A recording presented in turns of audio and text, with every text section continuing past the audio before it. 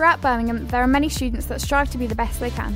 Having the latest access in technology could be the extra stepping stone they need. Birmingham e-Learning Foundation, also known as BELF, is the only charity in the city that is dedicated to providing students with technology for use at school and at home.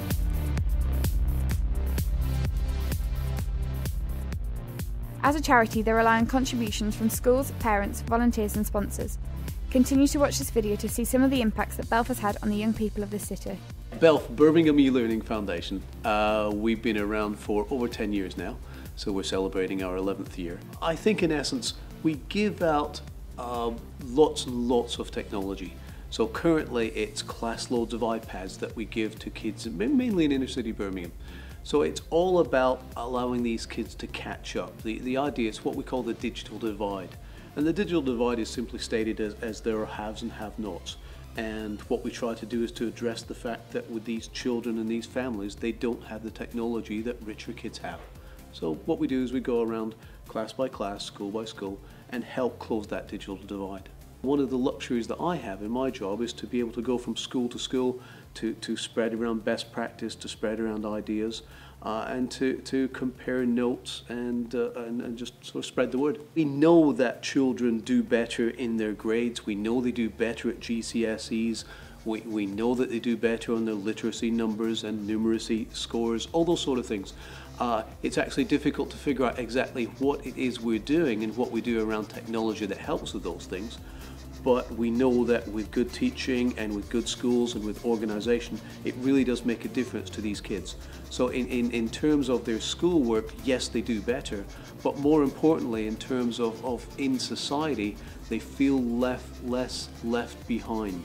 That's our real worry. There's a lot of kids that because of technology are feeling left out or left behind.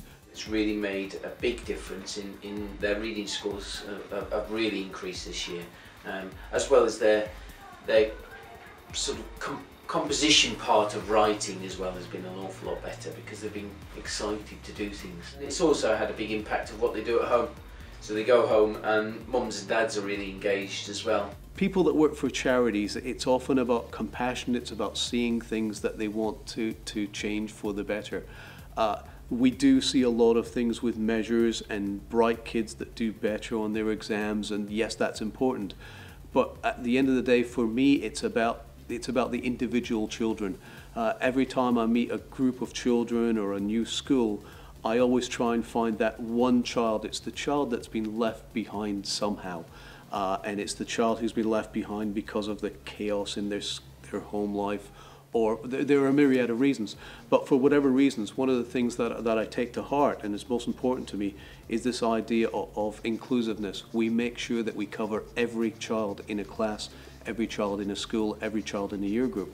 And by doing that, we can guarantee to find that one child or those two children that typically gets left out of things. And that's the most important child I try to find. It's brought a new sort of motivation for the pupils, where they've been really keen to do an awful lot of work, be it in school or outside of school as well.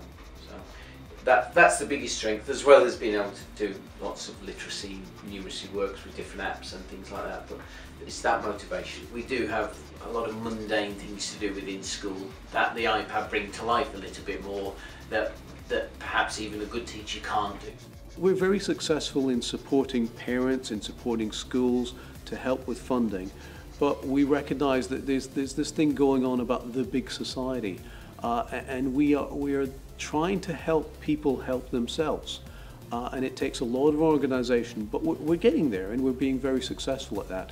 But we do have a worry that funding for these sort of things becomes very difficult because there's less money. We live in difficult times.